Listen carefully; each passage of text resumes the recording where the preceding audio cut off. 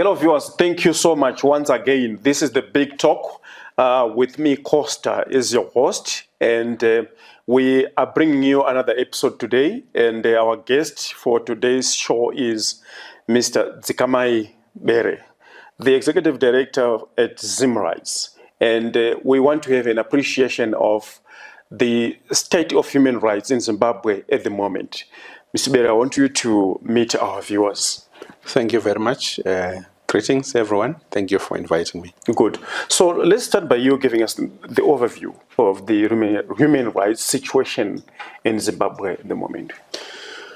Yeah, so at the moment that we are reviewing this, we have just released our 2025 State of Peace report, which is the most comprehensive locally produced appraisal of the peace, human rights, and democracy situation in Zimbabwe. And what we find from these conversations is topping the list is the question of personal insecurity.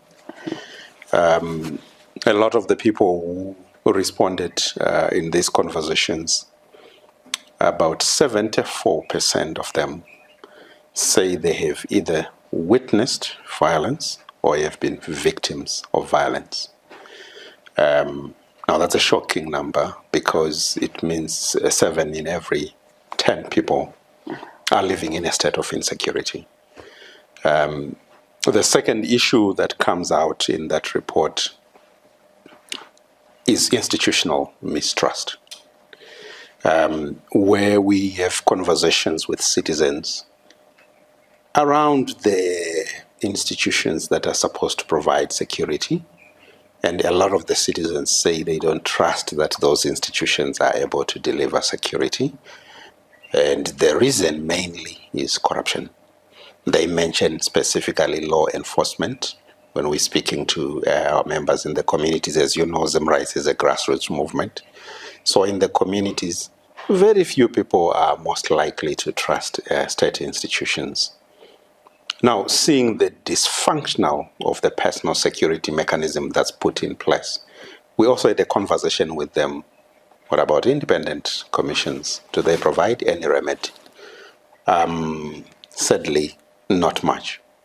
The redemption is mainly only in the Zimbabwe Human Rights Commission, which most people in these conversations said it has become more visible and more active. But the Zimbabwe Anti-Corruption Commission, while it is very visible, but not much active in terms of rating, a lot of people said they don't trust the Zimbabwe Anti-Corruption Commission. So this is the state of how an ordinary Zimbabwean is feeling, and it is very much concerning to say in a country where the right to security is guaranteed in the Constitution, 74% of the people are actually living in violence, in a state of insecurity. Mm-hmm. And mostly, I read somewhere that these kind of violence may be differ. Some face sexual harassment violations, sexual rights violations. Some it's food rights violations, health, and so forth. In your observations, where are you identifying or observing these, and who are the major perpetrators of this kind of violence that you have observed? Yeah, so it's varied really. You know, the State of Peace report is very comprehensive. Mm-hmm. Unlike the other reports that we produce that usually focus only on political violence, the State of Peace tries to look at the holistic approach. Mm-hmm. And the violence that we're seeing in the communities, of course, they include political violence, but they also include social violence, just crime, you know, where there are high levels of violent crime, particularly in areas like Pikita, Zaka. We have observed that there is a lot of social violence in those communities. The report also captures a lot of domestic violence, gender-based violence. But it goes into details, even into documenting structural violence, where we begin to see that even though there may not be the physical attack on a person, but there is a structure that generates death. So there is that conversation that would be a dysfunctional health society, health system, where a mother who is supposed to go and deliver life at the hospital goes and is met with death. The systems don't help expecting mothers to be able to give birth, and they don't provide proper health care to ordinary citizens. So all those forms of violences, they are coming up. In terms of the perpetrators, we have discovered that political actors are the main perpetrators. So these things are quite linked, because when you look at, remember I spoke about law enforcement, we spoke about corruption. There's also something that comes in this, which is economic insecurity, where people specifically mentioned the politicization of markets or access to the economy, where it is so politicized such that for you to be able to run your musika, you need to be paying somebody so that your musika small business is not interfered with. And it's political actors mainly will then come in to try and do what we call rent seeking, to benefit because of their proximity to power. But there are also other social factors, which is when you talk about crime, it's mainly corruption.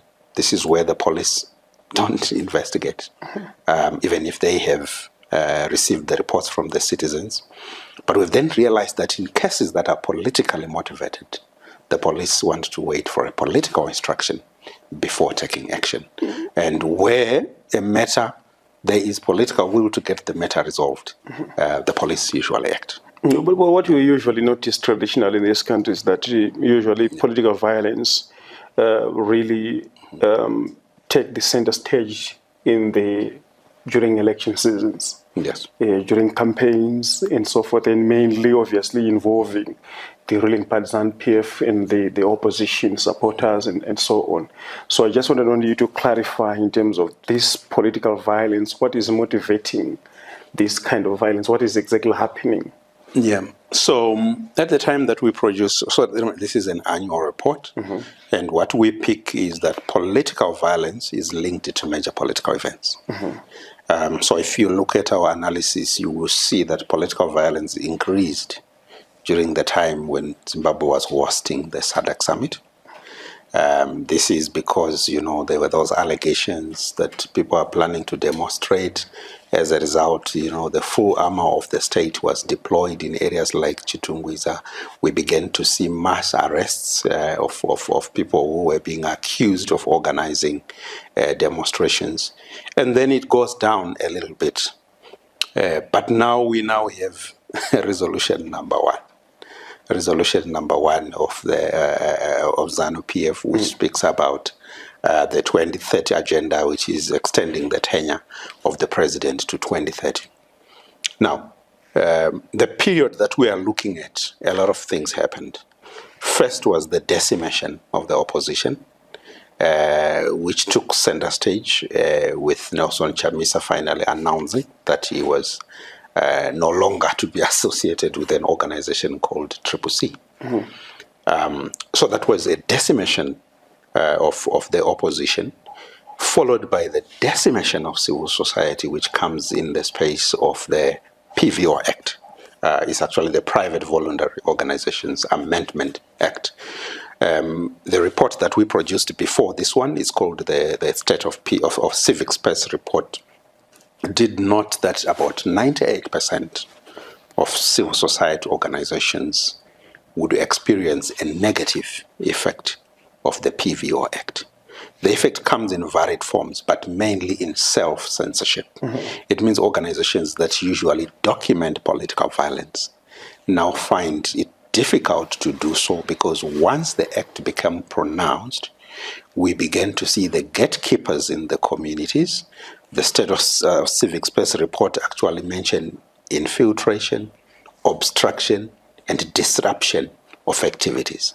So when you then look at the statistics, you need to understand that the statistics of human rights violations is affected by that trend, in the sense that organizations that traditionally are able to collect that data would have been denied access. So that's the second thing, the decimation of civil society. Then the third thing is then the resolution number 1, wherein we used to see the politics playing between the ruling party and the opposition. The intensity now is the opposition within the ruling party. We want to get section by section, or aspect by aspect. These main three things that we have raised: the decimation of the opposition, the decimation of civil society, and the resolution number 1 of ZANU-PF. So in terms of the decimation of the opposition, people, I've read somewhere, people saying really it's the opposition itself that destroyed itself. What is your view on that? It's neither here nor there. The opposition needs to take its own share of blame. Okay. Because this is a leadership question. If you are going to establish a movement, John C. Maxwell teaches us that everything rises and falls on leadership. So the opposition leadership need to be accountable on how they manage that movement. But what we know is that democracy thrives where there is a vibrant opposition. Where you are basically in a one-party state, it's not good for the country. When you look at the numbers and the figures of the people who voted for the opposition, it's essentially a betrayal of all those people. They don't need to be opposition members to feel betrayed, but they need to have exercised their right. And the betrayal comes in various forms. One, the failure to manage power struggles within the opposition that led to them recalling each other, but then also the failure to consolidate the movement, and the different factors that came into play. But you see, the opposition exists in a context, in a context where they are infiltrated, where there is resource starvation, you know, about the access to the funds that were then grabbed, that were meant for the opposition, and then they ended up going with, you know, another group of people. And, you know, when parliamentarians are recalled from parliament, then they are not able to play their effective role of providing representation.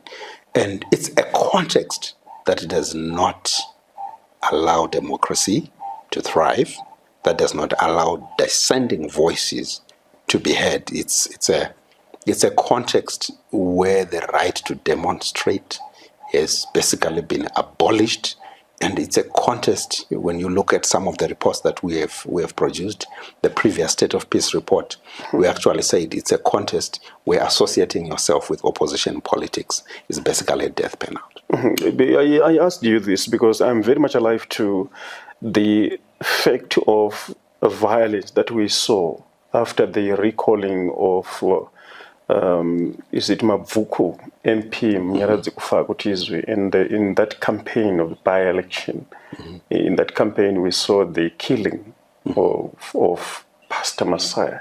Yeah. So popular. So this is why I was asking to say, there are some people who say it was the opposition that decimated itself, but also you're clarifying on the issue of the context itself. Yes. So I just want you maybe to then pinpoint in terms of the perpetrators of violence. Yeah.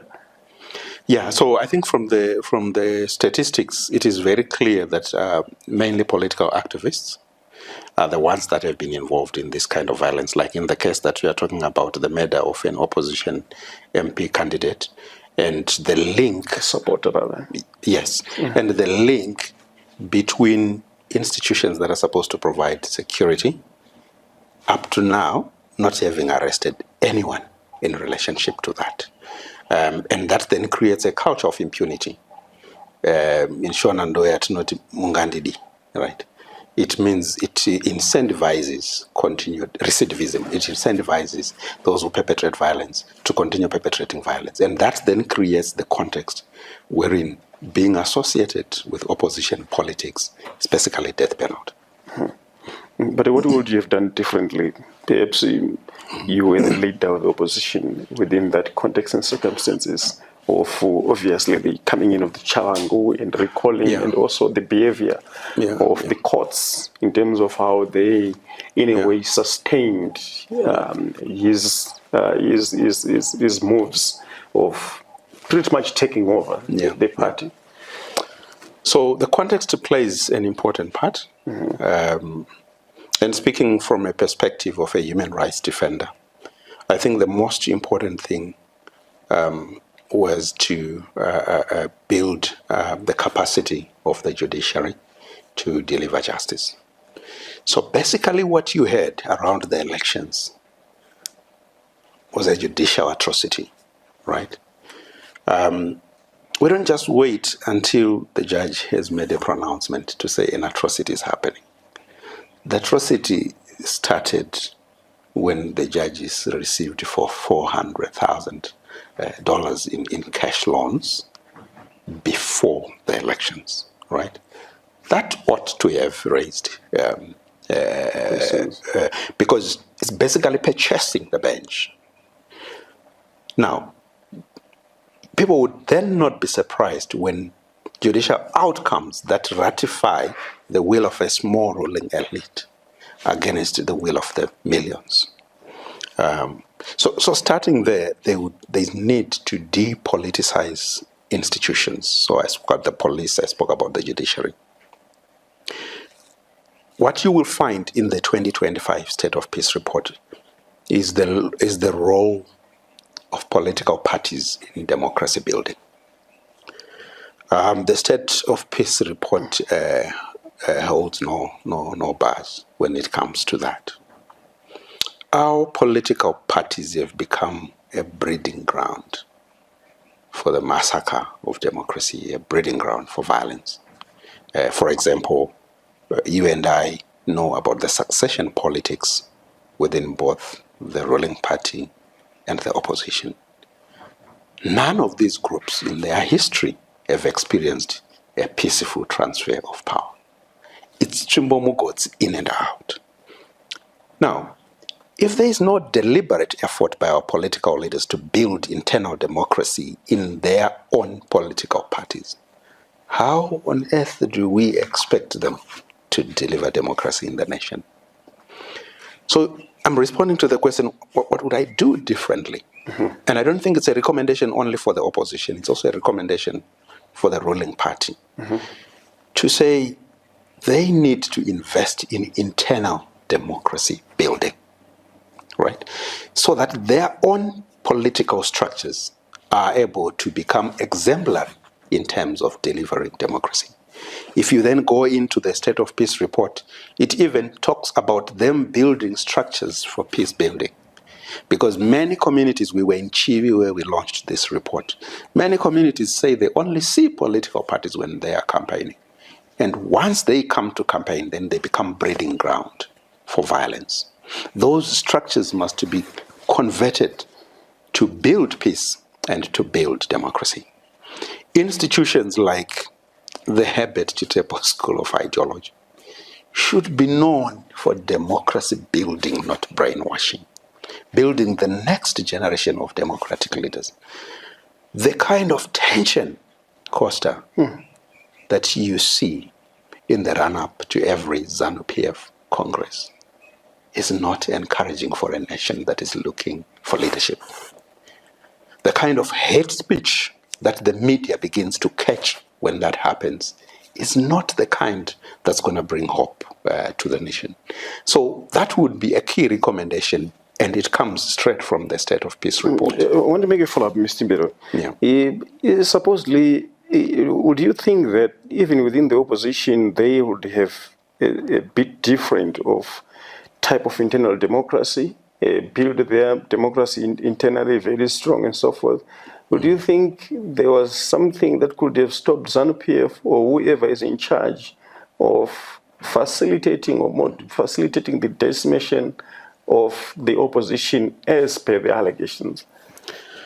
It's really difficult to tell with absolute certainty.